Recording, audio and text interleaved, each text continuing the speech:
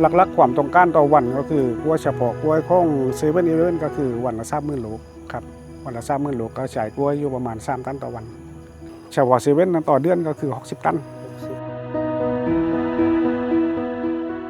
เป็นวิสาหกิจชุมชนไร่อ้อการเกษตรครับเป็นกล้วยหอมทองเป็นหลักครับทีนี้เพราะว่าเราทำส่งตลาดของโมเดิร์นเทรดก็คือมีเซเว่นแล้วก็แมคโครแล้วก็ตลาดของซีซั่นครับพื้นที่ตรงนี้รวมของเกษตรกรแล้วนั้นปกติเราทำมันหลายจังหวัดแต่ว่าพื้นที่ที่นี้ก็คือ130 ไร่ครับหลักๆความต้องการต่อวันก็คือกล้วยเฉพาะกล้วยของ7-11ก็คือวันละ30,000 ลูกครับวันละ30,000 ลูกก็ใช้กล้วยอยู่ประมาณ3 ตันต่อวัน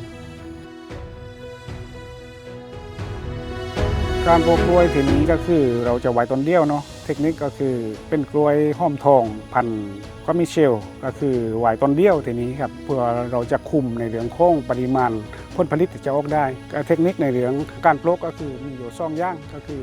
อาหารให้เพียงพอและก็พื้นให้เตี้ยนเท่านั้นแหละครับกล้วยหอมทองไม่ได้อย่างรับน้ำเราจะให้น้ำในช่วงแรงอย่างเดียวเพราะว่าตอนเดียวถ้าว่ามันแรงมากจนเกินไปถ้าว่าพ่นตอนเดียวมันจะส่งผลต่อคุณภาพผลผลิตนะครับก็คือในช่วงฝนอาจจะไม่ต้องรดน้ำครับผลผลิตจากโลกจนเก็บเกี่ยวผลผลิตก็คือใช้ระยะ8 เดือนประมาณ 1-4 เดือน5 เดือนนี้จะออกดีออกมาแล้วก็พอออกมาสุดเราไว้1 คืบแล้วก็จะตัดดีออกพอตัดดีออกเสร็จหลังจากนั้นก็นับไปถ้าว่าต้องการกล้วยข้าวญี่ปุ่นก็คืออยู่ที่ประมาณ70 วัน70%มัน60 วันแต่ถ้าว่ากล้วยข้าวไปในเซเว่นก็คือตัด75 วันหลังจากการตัดดีครับมันจะได้กล้วย 80%ตอนนี้นอกพันธุ์ที่เราค่าอยู่ประมาณนอกละ20 บาทครับ